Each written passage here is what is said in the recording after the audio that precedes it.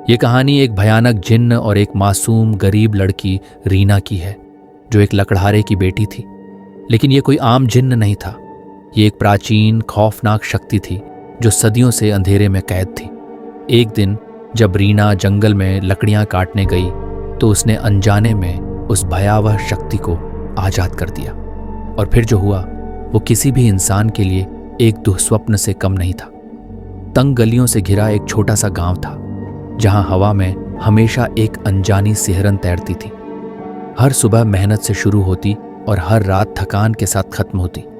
लेकिन उस थकान में भी एक अजीब सी बेचैनी छुपी रहती थी। उसी गांव के एक पुराने जर्जर मकान में रीना अपनी मां के साथ रहती थी। वो मकान नहीं बल्कि एक खंडहर था। छत से बारिश की बूंदें टपकती थीं, दीवारों में दरारें थीं और रात को हवा के झोंकों से ऐसी आवाजें आती थीं जैसे कोई फुसफुसा रहा हो। फिर भी उस टूटे फूटे घर में मां की मोहब्बत और रीना की मासूमियत की रोशनी थी। रीना के पिता का देहांत तब हो गया था जब वो सिर्फ 5 साल की थी। उसके बाद उसकी मां ने मजदूरी करके उसे पाला। कभी खेतों में हड्डियां तोड़ मेहनत की, कभी जंगल से लकड़ियां बटोरी। मगर ये सब करने के बाद भी 2 वक्त की रोटी जुटाना एक जंग थी। रीना का दिल बड़ा था पर ख्वाहिशें छोटी। वो बस अपनी मां को आराम देना चाहती थी। लेकिन तकदीर ने उसके लिए कुछ और ही लिख रखा था, कुछ ऐसा जो खून जमा देने वाला था। गांव वाले उसे अजीब नजरों से देखते थे। कुछ उसे मनहूस कहते कि उसके पिता की मौत उसकी वजह से हुई, कुछ उसकी गरीबी का मजाक उड़ाते।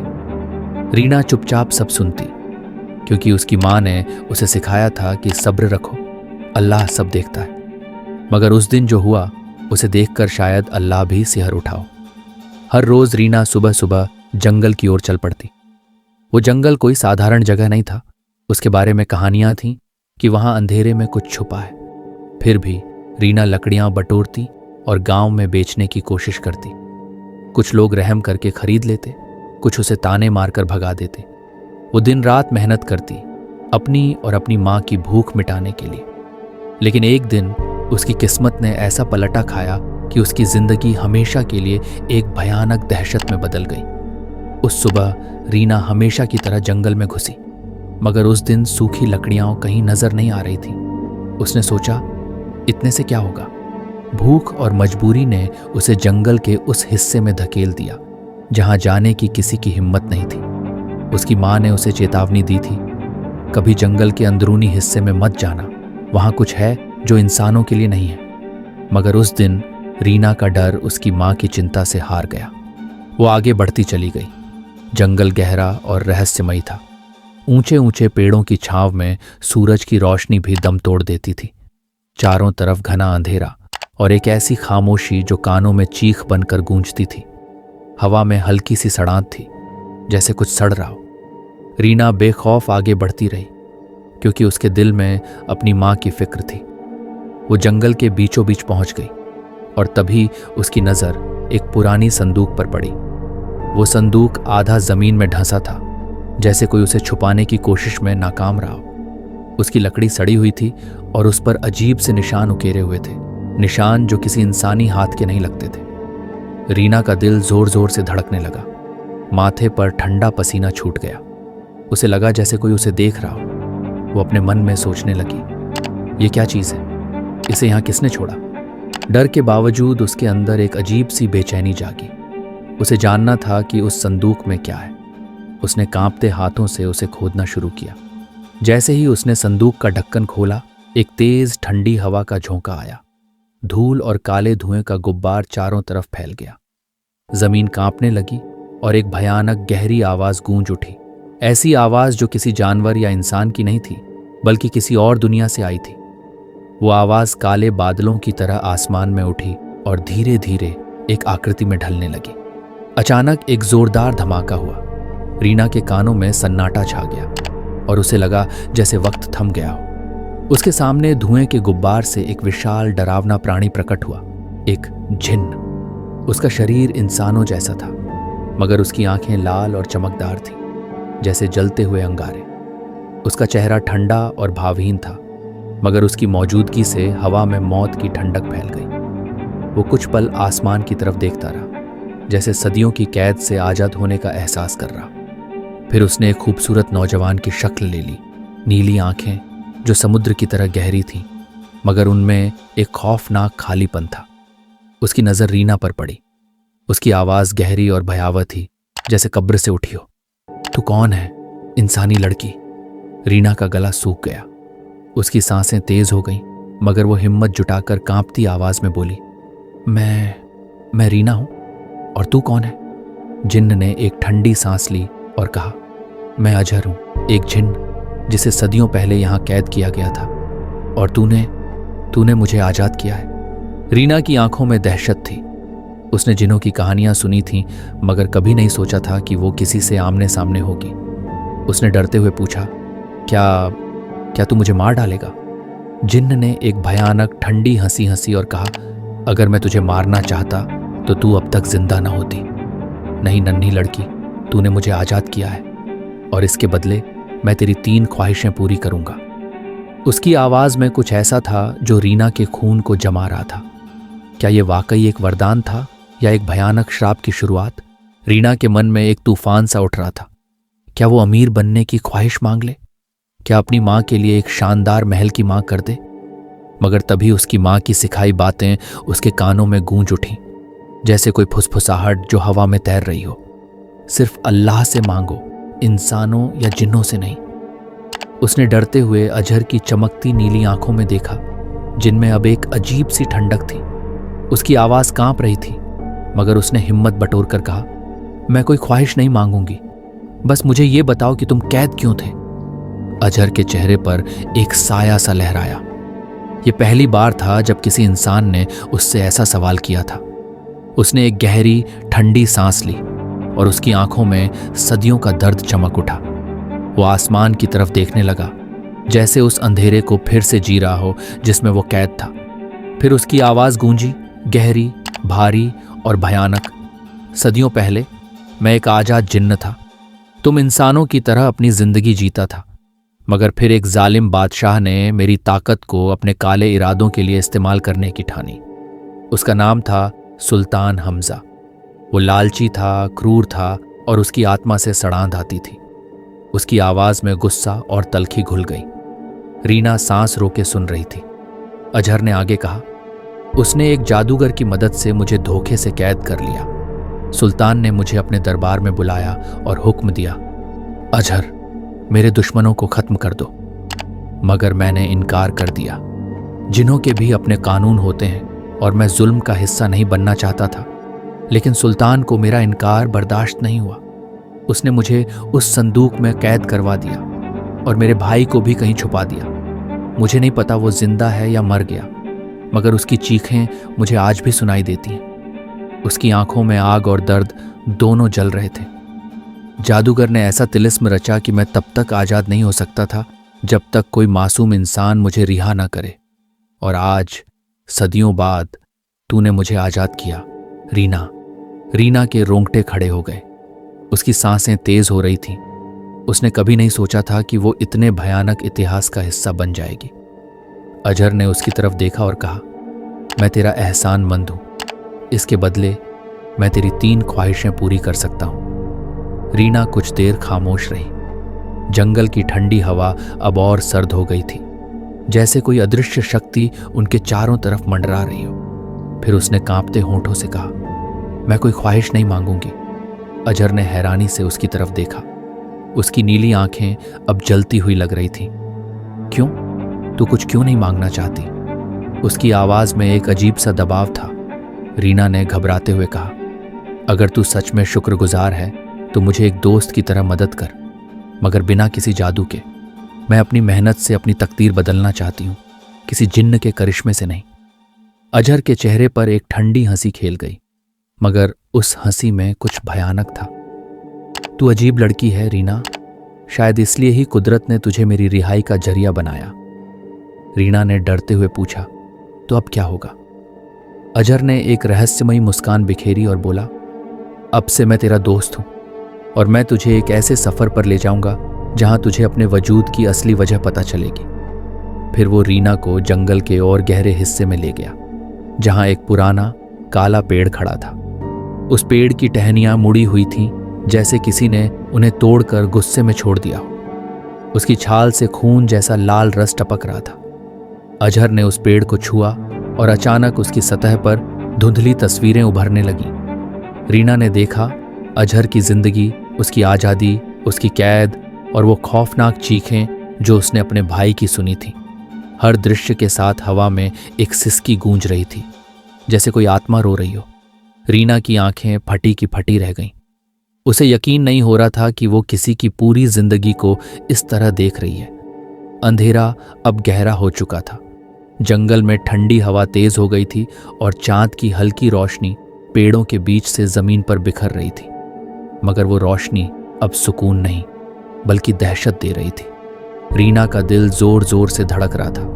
वो अभी भी समझ नहीं पा रही थी कि वो एक जिन्न के साथ खड़ी है, एक ऐसी शक्ति जो उसकी हर ख्वाहिश पूरी कर सकती थी, मगर उसने उसे ठुकरा दिया था। अजहर ने फिर पूछा, क्या तू सच में कोई ख्वाहिश नहीं मांगेगी? उसकी आवाज में अब एक अजीब सा दर्द था। रीना ने सिर झुकाया और बोली, नहीं, मेरी माँ ने हमेशा सिखाया है कि सिर्फ अल्लाह से मांगना चाहिए, इंसानों से नहीं, जिन्हों से नहीं। मैं अपनी तकदीर खुद बनाऊंगी। अजहर के चेहरे पर एक ठंडी मुस्कान आई। तेरा दिल साफ है रीना, शायद इसलिए ही तू यहां तक पहुंची। रीना ने हल्के से मुस्कुराकर कहा, अगर तू सच में मेरा एहसानमंद है तो मेरी मदद कर, मगर बिना जादू के। अजहर कुछ देर खामोश रहा, फिर उसने एक गहरी सांस ली और बोला, ठीक है, मैं तेरा दोस्त बनूंगा, मगर एक शर्त है, तू मुझसे कभी झूठ नहीं बोलेगी। रीना ने मुस्कुराते हुए कहा, मंजूर है। मगर तभी अजहर का चेहरा सख्त हो गया। उसने चारों तरफ नजर दौड़ाई और धीरे से कहा, कुछ बुरी ताकतें यहां हैं, शायद वही रूहें जो मुझे सदियों तक कैद रखना चाहती थीं। रीना का दिल जोर से धड़का। उसकी आवाज कांप गई। क्या वो हमें नुकसान पहुंचाएंगे? अजहर ने एक डरावनी मुस्कान दी और बोला, ऐसा कैसे हो सकता है? अब तू मेरी दोस्त है। जब तक मैं यहां हूं कोई तुझे छू भी नहीं सकता। मगर उसने रुककर हवा को सूंघा, जैसे कुछ भयानक करीब आ रहा हो। हमें सावधान रहना होगा। जंगल में अब एक अजीब सी सनसनाहट थी। पेड़ों की पत्तियां बिना हवा के हिल रही थीं और दूर से एक हल्की सी चीख सुनाई दी, कमजोर मगर खौफनाक। रीना ने घबराकर कहा, ठीक है, मगर उसके दिल में एक सवाल उठ रहा था, क्या उसने सही किया इस जिन्न को दोस्त बनाकर, या ये दोस्ती उसे किसी भयानक अंधेरे में ले जाएगी? अचानक जंगल में ठंडी हवा तेज हो गई। पेड़ जोर जोर से हिलने लगे, जैसे कोई अदृश्य ताकत उन्हें उखाड़ने की कोशिश कर रहा हो। हवा में एक अजीब सी गूंज फैल गई, धीमी भारी आवाजें मानो दर्जनों आत्माएं फुसफुसा रही हों। चारों तरफ सनसनाहट थी और रीना को लगा जैसे हर तरफ साएं मंडरा रहे हों, काले धुंधले साएं जो पलक झपकते ही गायब हो जाते थे। तभी एक गहरी डरावनी आवाज अंधेरे से उभरी, अजहर, क्या तू अभी जिंदा है? वो आवाज इतनी ठंडी थी कि रीना के खून में सिहरन दौड़ गई। उसे समझ नहीं आ रहा था कि ये क्या हो रहा है। उसने अपनी जिंदगी में पहली बार एक जिन्न को देखा था और अब ये भयानक आवाजें उसके दिल में खंजर की तरह चुभ रही थीं। अजहर ने अपनी चमकती आंखें बंद कीं और जोर से गरजा, हाँ, मैं जिंदा हूं और अब आजाद भी। जो हुआ वो गुजरा वक्त था, अब मैं किसी का गुलाम नहीं। उसकी आवाज के साथ ही हवा में एक जोरदार चीख गूंजी, जैसे कोई आत्मा दर्द से तड़प रही हो। रीना ने देखा, अंधेरे में साएं हिल रहे थे, मगर वो इंसानों जैसे नहीं थे। वो हवा में तैर रहे थे, काले धुएं की तरह, और उनकी आंखें लाल बत्तियों की तरह चमक रही थीं। उनसे ऐसी सड़ांत आ रही थी जैसे कोई कब्र खुल गई हो। फिर एक भयानक आवाज दोबारा गूंजी, तू हमें धोखा नहीं दे सकता अजहर, तुझे वापस आना होगा। रीना का दिल जोर जोर से धड़क रहा था। वो मन ही मन सोच रही थी, ये क्या आवाज है? ये दिखती क्यों नहीं, बस महसूस होती है। डर से उसका शरीर कांपने लगा। उसने अजहर की तरफ देखा और कांपती आवाज में पूछा, क्या ये जिन्न है? अजहर ने सिर हिलाया। उसकी आंखों में गुस्सा और ठंडक थी। हाँ, ये जिन्न है, मगर नेक नहीं। ये वही बुरी रूहें हैं जिन्होंने मेरे खिलाफ साजिश रची थी। रीना ने डरते हुए कहा, तो अब हम क्या करें? अजहर ने अपनी मुट्ठी भींच ली और बोला, तू मेरे पीछे रह और कुछ भी हो जाए, अपना ईमान मजबूत रख। रीना ने घबराते हुए पूछा, क्या ये हमें नुकसान पहुंचाने आए हैं? अजहर ने उसकी तरफ देखा। उसकी नीली आंखें अब जल रही थीं। अगर हमारा ईमान कमज़ोर पड़ा तो हाँ, मगर अगर हमने अल्लाह पर भरोसा रखा तो ये कुछ नहीं कर पाएंगे। वो अभी बात कर ही रहे थे कि अचानक उन बुरी रूहों ने हमला कर दिया। हवा जोर से चीखने लगी, पेड़ धड़ाम से गिरने लगे और अंधेरा इतना गहरा हो गया कि रीना को अपनी सांसों की आवाज़ भी सुनाई देनी बंद हो गई। मगर अजहर अपनी जगह पर मजबूती से खड़ा रहा। उसने रीना की तरफ देखा और कहा, मुझ पर यकीन रख। रीना ने कांपते हुए अपनी आंखें बंद की और धीरे धीरे आयतुल कुर्सी पढ़ना शुरू किया। जैसे ही उसने अल्लाह का कलाम पढ़ा, चारों तरफ एक हल्की रोशनी फैलने लगी। वो बुरी रूहें तड़पने लगीं, चीखने लगीं। नहीं, ये मुमकिन नहीं। उनकी चीखें कानों को चीर रही थीं। धीरे धीरे वो काले धुएं में बदलकर हवा में गायब हो गईं। जंगल में सन्नाटा छा गया। अजहर ने एक लंबी सांस ली और हल्के से मुस्कुराया। देखा, अल्लाह के कलाम के आगे कोई ताकत नहीं टिक सकती। रीना की आंखों में आंसू आ गए। उसने कांपती आवाज में कहा, मैंने सोचा था कि तू मेरी हिफाजत करेगा, मगर असल में अल्लाह ने मुझे बचाया। अजहर ने सिर झुकाया और बोला, हाँ, यही सच है। इंसान को हमेशा अल्लाह पर भरोसा रखना चाहिए। उनकी दोस्ती अब और गहरी हो चुकी थी, मगर यह सिर्फ शुरुआत थी। अजहर ने रीना से कहा, मुझे अभी अपना मकसद पूरा करना है, मुझे तेरी मदद चाहिए। रीना ने पूछा, कैसी मदद? मैं हर तरह से तेरे साथ हूं। अजहर की आंखों में एक अजीब सी चमक थी। जिस बादशाह ने मुझे सदियों तक कैद रखा, मैं उसे उसकी सजा दिलाना चाहता हूं। रीना ने कहा, ठीक है। अगले दिन जब रीना गांव लौटी, कुछ अजीब हुआ। गांव के लोग उसे घूर रहे थे। उनकी नजरों में डर और शक था। फुसफुसाहटें शुरू हो गईं। ये लड़की रात को जंगल में क्या कर रही थी? कहीं इस पर किसी जिन्न का साया तो नहीं? कुछ लोग उसके खिलाफ होने लगे। रीना समझ नहीं पा रही थी कि अब क्या करे। अजहर, जो सिर्फ रीना को दिखाई दे सकता था, उसके पास खड़ा था। उसने कहा, यह तेरी पहली परीक्षा नहीं थी रीना, असली इम्तिहान अब शुरू होगा। क्या तू मेरा साथ देगी? उसकी हल्की मुस्कान में कुछ रहस्य छुपा था। जब तक तेरा ईमान मजबूत रहेगा, मैं तेरा साथ कभी नहीं छोड़ूंगा। गांव में हलचल मच गई। लोग फुसफुसा रहे थे, इसने जंगल में जिन्न देखा था, कहीं ये गांव के लिए खतरा ना बन जाए। कुछ बोले, इसे मस्जिद ले चलो, मौलवी साहब को दिखाओ। रीना घबरा गई। वो सोच रही थी, क्या लोग उसकी बात पर यकीन करेंगे या उसे किसी मुसीबत में डाल देंगे? अजहर उसके साथ था, अदृश्य मगर मौजूद। उसने कहा, डरने की जरूरत नहीं रीना, अगर तू सच पर कायम रही तो अल्लाह तेरी हिफाजत करेगा। गांव वाले उसे मस्जिद ले गए, जहां मौलवी साहब इंतजार कर रहे थे। उनकी नजरें गंभीर थीं, मगर आवाज में नरमी थी। बेटी, सच सच बता, जंगल में क्या हुआ? रीना झूठ नहीं बोल सकती थी। उसने डरते हुए कहा, मैंने वहां एक जिन्न देखा था, मगर वो नेक था, उसने मेरी मदद की। गांव वालों में खलबली मच गई। कुछ चीखे, जिन्न कभी नेक नहीं होते, इसे गांव से निकालो, ये खतरा है।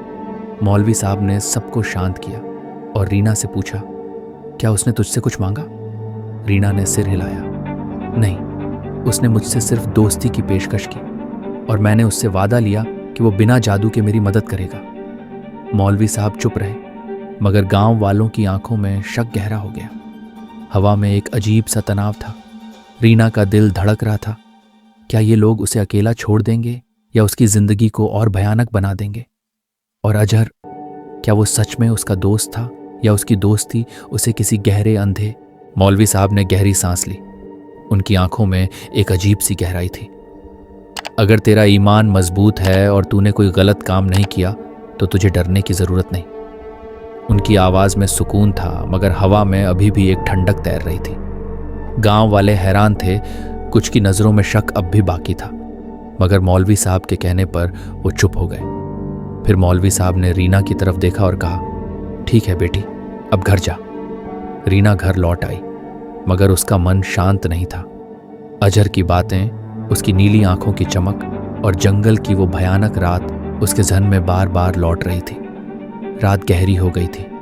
रीना को बेचैनी ने घेर लिया। नींद उसकी आंखों से कोसों दूर थी। वो उठी और पास की नदी के किनारे चली गई। ठंडी हवा उसके चेहरे को छू रही थी और पानी की हल्की छप-छप एक अजीब सा सन्नाटा तोड़ रही थी। तभी अचानक हवा में एक सनसनाहट हुई और अजहर उसके सामने प्रकट हो गया। उसकी आकृति धुएं की तरह हल्की, मगर उसकी नीली आंखें अब भी जल रही थीं। रीना चौंक गई, मगर डर की जगह उसके दिल में एक अजीब सी राहत थी। दोनों नदी किनारे बैठ गए। अजहर की आवाज गहरी थी। आज तूने बहुत हिम्मत दिखाई। रीना ने नरमी से कहा, मुझे सच बोलना था, मगर अब भी लोग मुझसे डरते हैं। उन्हें लगता है कि मुझ पर किसी जिन्न का साया है, कि मैं उनके लिए खतरा हूं। अजहर की आंखों में एक ठंडा दर्द उभरा। वो उदास होकर बोला, रीना, मुझे अब जाना होगा। रीना का दिल धक से रह गया। क्या? क्यों? अजहर ने आसमान की तरफ देखा, जहां चांद की रोशनी अब काले बादलों से ढक रही थी। मेरा मकसद पूरा हो चुका है। तूने मुझसे कोई ख्वाहिश नहीं मांगी, मगर तूने मुझे हिम्मत, सच्चाई और ईमान की ताकत सिखाई। रीना की आंखों में आंसू छलक आए। तू मेरा दोस्त है, मुझे छोड़कर कैसे जा सकता है? अजहर ने एक ठंडी, रहस्यमयी मुस्कान दी। दोस्ती दिलों में रहती है रीना, मगर मुझे अपनी दुनिया में लौटना होगा। रीना ने आंसू पोंछे और कांपती आवाज में कहा, मैं तुझे कभी नहीं भूलूंगी अजहर। उसकी नीली आंखें एक पल के लिए और चमकी। मैं भी तुझे कभी नहीं भूलूंगा। फिर वो धीरे धीरे धुएं में बदलने लगा। उसकी आकृति हवा में घुल रही थी, मगर उसकी आखिरी फुसफुसाहट रीना के कानों में गूंजी, अलविदा, और वो गायब हो गया। रीना स्तब्ध खड़ी रही। उसे अपनी आंखों पर यकीन नहीं हो रहा था। एक जिन्न जिसने उसकी मदद की, अब ख्वाबों की तरह हवा में मिल गया था। वो अकेली थी, मगर अब वो पहले वाली रीना नहीं थी। उसके अंदर हिम्मत थी, सच के लिए लड़ने की ताकत थी। गांव वाले धीरे धीरे समझ गए कि रीना पर कोई साया नहीं था। वो बस एक नेक लड़की थी, जिसने एक अनोखे और भयानक सफर को जिया था। समय बीतता गया। रीना ने अपनी मेहनत से अपनी माँ के लिए एक छोटा मगर मजबूत घर बनाया। उसकी माँ को उस पर गर्व था, मगर कभी कभी जब रात का अंधेरा गहरा होता और ठंडी हवा खिड़कियों से टकराती, रीना को एक फुसफुसाहट सुनाई देती, रीना, मैं हमेशा तेरे साथ हूं। वो आवाज इतनी हल्की होती कि उसे लगता शायद ये उसका वहम है, मगर फिर भी वो मुस्कुरा देती, और उसकी मुस्कान में एक अजीब सा डर और सुकून दोनों होते। गांव में अब शांति थी, मगर रीना के दिल में एक सवाल हमेशा रहता, क्या अजहर सच में चला गया था, या वो अभी भी कहीं छुपा हुआ था, किसी साए की तरह। कभी कभी जब वो नदी किनारे जाती, उसे पानी में अपनी परछाई के साथ एक और हल्का साया दिखता, नीली आंखों वाला, जो पल भर में गायब हो जाता। रीना की जिंदगी खूबसूरत थी, मगर उस खूबसूरती में एक अनदेखा खौफ हमेशा साथ चलता था। तो दोस्तों, कैसी लगी आपको ये स्टोरी? हमें कमेंट करके बताइए, और ऐसी ही और इंटरेस्टिंग स्टोरी के लिए इस चैनल को लाइक, शेयर और सब्सक्राइब करना ना भूले। तो मिलते हैं अगली कहानी में।